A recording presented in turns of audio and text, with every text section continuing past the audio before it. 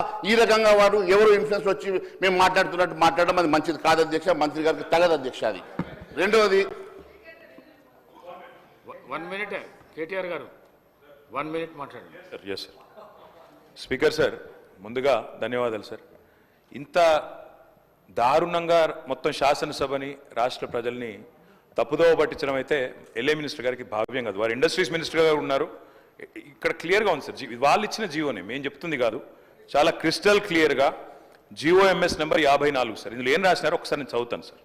ఏం రాసినారంటే, రంగారెడ్డి జిల్లా alienation of the government land to an extent of 400 acres in survey number 25 at Kancha Gachibowli village, Serlingampalli, in favor of TGISC for the purpose of development of IT etc.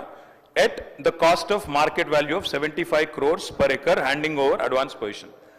75 కోట్ల చొప్పున 400 ఎకరాలు దారాదత్తం చేస్తున్నాము అని చెప్తే 75 కోట్లకు ఇస్తే అది అమ్మినట్టు కాదా సార్? నెంబర్ 1. రెండోది, బట్టి విక్రమార్క గారేమో మేము అసలు ఒక్క గజం భూమి అమ్మలేదన్నారు.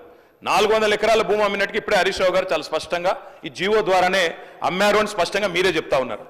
మూడో మాట అధ్యక్ష, మూడో మాట, ఇప్పుడు మంత్రి గారు ఎంత దారుణంగా మాట్లాడుతున్నారంటే, గతంలో అధ్యక్ష అమ్ముకొని ల్యాండ్స్ అమ్ముకొని వాటి ద్వారా వచ్చే ఆదాయానికి మళ్ళీ ఇంకా పైకి కమిషన్లు, ఎవరికి మర్చెంట్ బ్యాంకర్కి 3% కమిషన్ ఇచ్చే కార్యక్రమం కూడా, దాన్ని కూడా మళ్ళీ గొప్ప పని చేస్తున్నట్టుగా ఉత్తరప్రదేశ్లో చేస్తున్నారు. ఉత్తరప్రదేశ్ తప్పు చేస్తే మీరు చేస్తారా? ఉత్తరప్రదేశ్ వాళ్ళు తప్పుడు పనులు చేస్తే మీరు తప్పుడు పనులు చేస్తారా? నేనేమంటున్నా సార్, ఒకటే ఒక్క మాట, మీరు తర్వాత చెప్పండి మహేష్ అన్న, మీతో ఒకటే ప్రార్థన సార్, దయచేసి ఇవాళ ఇప్పుడే చెప్తా ఉన్నారు నాకు మిత్రులు వచ్చి, మా ఎమ్మెల్యేలు చెప్తా ఉన్నారు, నేను తమరిని రిక్వెస్ట్ చేస్తా ఉన్నా సార్, తమరిని రిక్వెస్ట్ చేస్తా ఉన్నా, ఏదో శాసనసభ సమావేశాలు జరుగుతున్న సందర్భంగా నేను మిమ్మల్ని రిక్వెస్ట్ చేస్తా ఉన్నా సార్, ప్రభుత్వాన్ని కూడా కోరుతా ఉన్నా, నిజంగా ఈ ప్రభుత్వానికి చిత్తశుద్ధి ఉంటే, ఈ ప్రభుత్వానికి ఏమైనా ప్రజలకు వాస్తవాలు తెలవాలన్న విషయంలో వారికి ఏమైనా నిజంగానే ధైర్యం ఉంటే, దయచేసి ఈ రేసులో ఏదో కుంభకోణం జరిగిందన్నారు కదా, దాని మీద చర్చ పెట్టండి, మొత్తం సమాధానం చెప్పడానికి నేను సిద్ధంగా ఉన్నానని చెప్పి మీ ద్వారా తెలియజేస్తా ఉన్నా. అధ్యక్ష ఉత్తరప్రదేశ్లో ఈ రకంగా భూమి అమ్మలేదు అధ్యక్ష, వారిని కరెక్ట్ చేయండి అధ్యక్ష.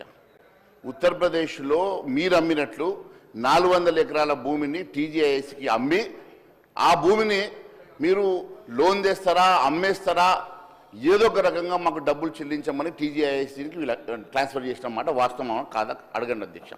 వేరే రాష్ట్రాన్ని వీళ్ళు ఉదాహరణ తీసుకున్నప్పుడు చాలా స్పష్టంగా తెలుసుకోవాలి అధ్యక్ష, అక్కడ ఇలాంటి ట్రాన్సాక్షన్ జరగలేదు, ఇలాంటి ల్యాండ్స్ అమ్మలేదు అధ్యక్ష.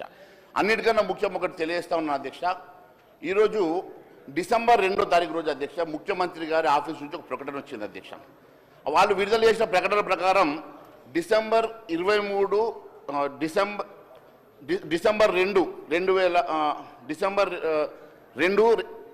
2024 రోజు ముఖ్యమంత్రి గారి ఆఫీస్ నుంచి ప్రకటన వచ్చింది అధ్యక్ష. డిసెంబర్ 23 నుంచి 24 నవంబర్ నెలాఖరు వరకు రాష్ట్ర ప్రభుత్వం తీసుకున్న అప్పు కేవలం 52,118 కోట్లు అని చెప్పింది అధ్యక్ష.